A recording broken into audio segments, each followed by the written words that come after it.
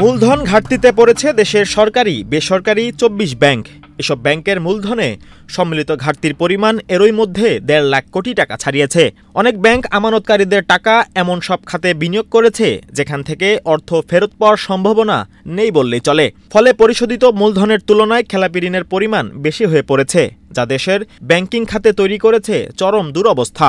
এতে ব্যাংকের প্রতি একদিকে তৈরি হয়েছে আমানতকারীদের অনাস্থা, অন্যদিকে এসব ব্যাংকের শেয়ার কিনে বিপাকে পড়েছেন বিনিয়োগকারীরা।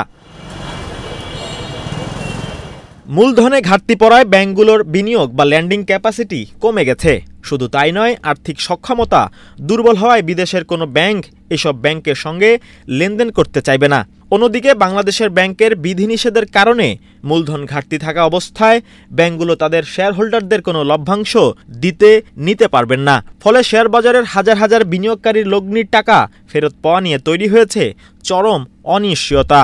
পদ্মা সেতু, মেট্রো রেল এবং এলিভেটেড এক্সপ্রেসওয়ে নির্মাণের গর্বিত অংশীদার বসুন্ধরা সিমেন্ট। অর্থনীতিবিদরা বলছেন, বিগত সময়ে ব্যাংকিং সেক্টরের যেসব ক্ষত তৈরি হয়েছিল ধীরে ধীরে সেসব ক্ষত বেরিয়ে আসছে। নিজেদের অব্যবস্থাপনা আর ঝুঁকিপূর্ণ বিনিয়োগের কারণেই বিনিয়োগকৃত মূলধন হারিয়েছে এসব ব্যাংক। যারা আছে তার বেশি যদি আপনি লোন দেন, সেই লোন কোন ক্ষেত্রে দেওয়া হয়েছে, যাদের জামানত নাই, যাদের কোনো অস্তিত্ব নাই, পলিটিক্যাল মোটিভেটেড এই লোনগুলো দেওয়া হয়েছে। এখন সেই লোনগুলো এখন সামনে চলে আসার পরে এখন এই ব্যাংকগুলো যদিও সময় দিয়েছে মূলধন বাড়া, কিন্তু এটা কিন্তু করতে পারছে না, কারণ আস্থাহীনতা একটা বিষয় আছে। সবকিছু মিলে এখন অরিজিনাল চিত্রটা উঠে আসছে এবং গত বিশেষ করে কয়েক মাসে আরো বাড়ছে, মূলধন ঘাটতির পরিমাণটা আরো বাড়ছে। বাংলাদেশ ব্যাংকের নিয়ম অনুযায়ী নতুন ব্যাংক খোলার সময় ন্যূনতম ৫০০ কোটি টাকা জমা দিতে হয়। পাশাপাশি তফসিলি ব্যাংকগুলোর কার্যক্রম চালাতে ন্যূনতম রক্ষিত মূলধন ১০% এবং ক্যাপিটাল কনজারভেশন বাফার ২.৫% থাকা বাধ্যতামূলক।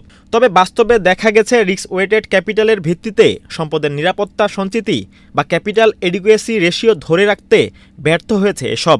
এর মধ্যে রয়েছে রাষ্ট্রায়ত্ত ৪টি ব্যাংক, ২টি বিশেষায়িত ব্যাংক এবং ১৮টি বেসরকারি ব্যাংক। এসব ব্যাংকের সম্মিলিত মূলধন ঘাটতি এর মধ্যে ১.৫ লাখ কোটি টাকা ছাড়িয়েছে। অন্যতম কারণ যে আগে থেকে যে লোনগুলো ছিল সেটা কোনো রিকভারিতে হচ্ছে না, সেটার আবার ডেফিনেশন চেঞ্জ হয়েছে, এটা ক্লাবের কিন্তু চলে আসছে। এইসব কারণে কিন্তু মূলধন ঘাটতিটা আরো বাড়বে। ঠিক আছে, আমি যেটা একটা মিডিয়াতে বলেছি যে এটা ডিসেম্বর পর্যন্ত কি এখন ৩৩% আছে তো লোনে, এটা 50% গিয়ে ফিরতে পারে। তারপর হয়তো একটা স্থিতিশীলতা অবস্থা আসার সম্ভাবনা আছে। এবং আরেকটা কথা না বললেই নয় যে পলিটিক্যাল স্ট্যাবিলিটি এবং শান্তি শৃঙ্খলার নিরাপত্তাটা নিশ্চিত না হলে কোনো ক্ষেত্রেই এটা রিভাইভ করা সুযোগ নেই। লাগামহীন খেলাপি ঋণ বেড়ে যাওয়ায় মূলত ব্যাংকগুলোর এমন সব খাতে বিনিয়োগ করায় এই অবস্থা হয়েছে, যেখান থেকে ঋণের অর্থ ফেরত পাওয়া প্রায় অসম্ভব। বিগত সময়ে বেসরকারি ব্যাংক খাতে রাজনৈতিক উদ্দেশ্যপ্রণোদিতভাবে ঋণ দেওয়ার সংখ্যা বেশি ছিল।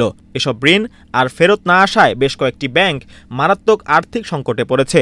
সরকারি ব্যাংকও কিছু পলিটিক্যালি মোটিভেটেড লোন দিয়েছে, এটা একই রকমই প্র্যাকটিসটা হচ্ছে সরকারি ব্যাংকে। সরকারি ব্যাংকে সামনে আসছে না, তার কারণ সরকারি ব্যাংকের তো হেল্প করছে, সে কারণে এটা আসছে না। কিন্তু একই অবস্থা